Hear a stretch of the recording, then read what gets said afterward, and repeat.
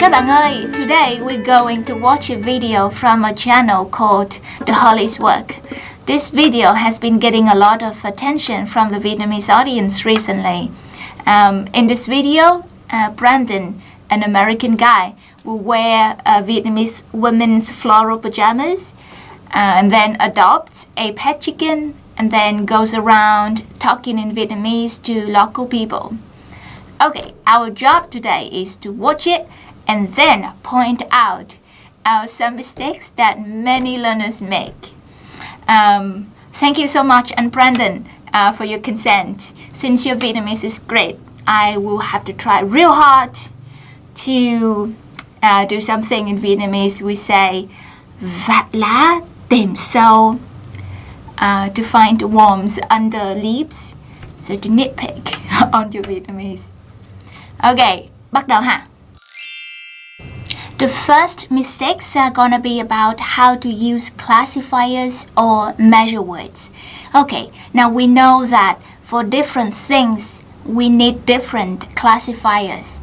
Okay, let's watch a clip when Brandon is at the market and asks for the price of a chicken. Cái này bao nhiêu tiền? 220. 120. Okay. Okay, so for this one or this chicken, he says, cái này. A more accurate classifier is con, because con is the measure word for animals, right? So con này bao nhiêu tiền would be better. Next, when do we need classifiers? We need classifiers when we're talking about something specific, like this chicken. Let's watch this clip when Brandon comes into a restaurant and asks if they want to buy his chicken. He says, Không ai muốn mua cái này. okay, so he say gà này for this chicken. Okay, so because we're talking about a specific chicken, it's better to say con gà này. Con gà này. Now, let's see if you understand my point. Brandon is now at the market and he's talking to some sellers and he's showing like, oh, I just bought these clothes. He says, Mời mua quần áo này. Đẹp quá con gái con. Đẹp trai không? Can you spot the mistake? The mistake is he's talking about these clothes. They're specific, right? So you will need a classifier before quần áo này. The classifier for clothes usually is bộ, like a set or a pair. Bộ. Okay, so bộ quần áo này, or mới mua bộ quần áo này. Well, then when do we not need classifiers?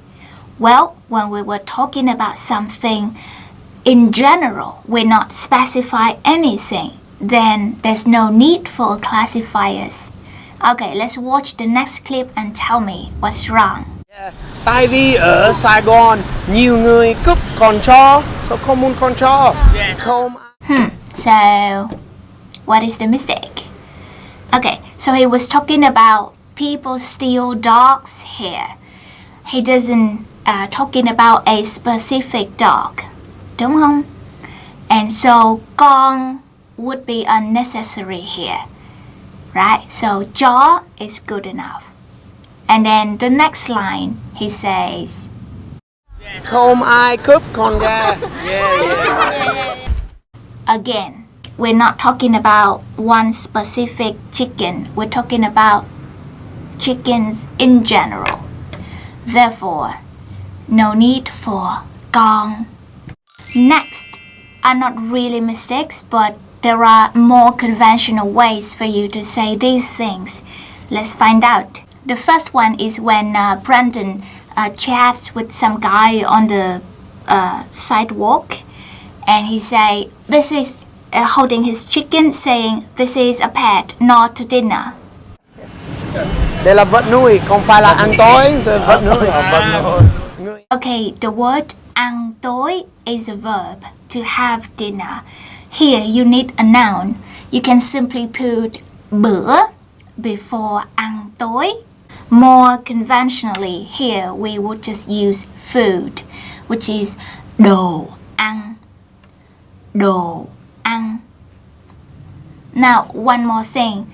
In Vietnamese, when you want to say this is A, not B, usually we would use A chứ không phải B.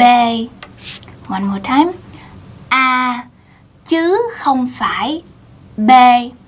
So if you say đây là vật nuôi chứ không phải đồ ăn, that would sound very natural. Next, Brandon explains he's a vegetarian and he can't eat chicken. Người ăn chay không ăn được. Okay, so in English you say I'm a vegetarian, but in Vietnamese we usually just say em ăn chay. Em ăn chay. I eat vegetarian. Something like that. So you don't have to say người ăn chay. Just say em or anh ăn chay, and that sounds good. The next thing, Brandon chats with another guy he meets on the sidewalk, and he say, "Oh, I live here, so I'm like a local now." Bạn là người nước nào? Nước Mỹ. Nhưng mà xong ở đây, bây giờ là người bản xứ. If you look up the word for like local people or native people, you probably see the word người bản xứ. Người bản xứ. But actually in this situation, I would just say bây giờ anh là người ở đây rồi. People from here. Or bây giờ anh là người Việt thiệt rồi. Like real Vietnamese people. Next, we're back to the scene in which Brandon goes into a restaurant and asks the restaurant people how much would they pay for his chicken, and then they refuse to buy it, and then Brandon say, "Next time."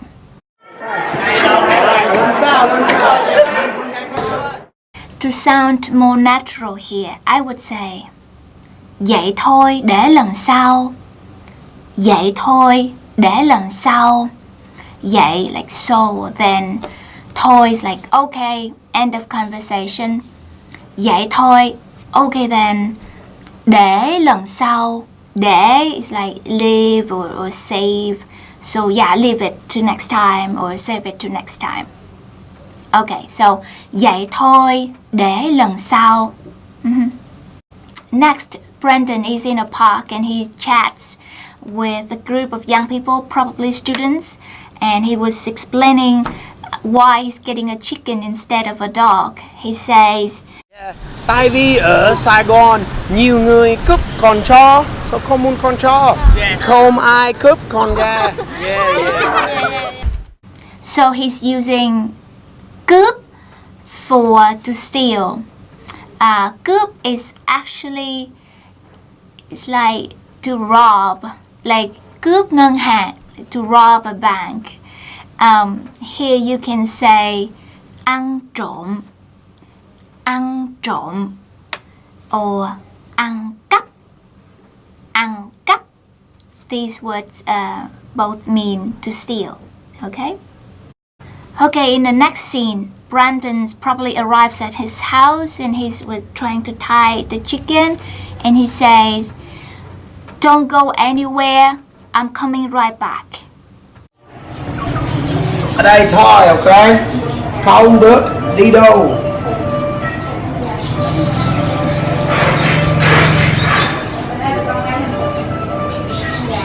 Ok, Phúc về lại rồi đấy. Bye bye. Okay, to say don't do something, don't do this, don't do that, you can say đừng, đừng. Or in the South, we would say đừng có, đừng có. So don't go anywhere. Đừng có đi đâu, đừng có đi đâu. And then I'm coming right back. Brandon uses the word về here, but I would use quay lại. So in this situation, I'll say em quay lại liền. Em quay lại liền. Quay lại means to coming back, to return, and liền is like right back, right, immediately. So em quay lại liền. Em quay lại liền. Okay, finally it turns out that his pet chicken got cooked by his family or friend, and so he's sobbing, right? He says, he was my close friend, he was my best friend. Đã là bạn thân Phúc. Có một sống nữa. Okay, there are two things to talk about here. First of all, he using the word đã because he want to say đã là, right? In Vietnamese, we don't using đã like that. You know, you don't have to specify the time because from the situation we understand it perfectly that, you know, it was something that happened in the past, right? Because the chicken got cooked already. So just cross out đã. And finally, to say my close friend, my best friend, it's better to put của in between close friend and me.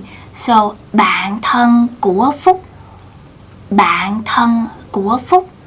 Here's why. When you say my friend, it's okay to drop của. Okay, so bạn em, bạn Phúc. Phúc is Brandon's Vietnamese name, apparently. But then when you have my Vietnamese teacher, my close friend, so some modifiers, right? Like Vietnamese teacher, close or best friend, then it's better to put của in it. Okay, that's it. I hope the lesson is helpful for you learners out there. Thank you very much for purchasing our book on Amazon. Please considering leave us a review and check out Brandon's YouTube channel. It's great content. I'll see you next time. Hẹn gặp lại lần sau ha.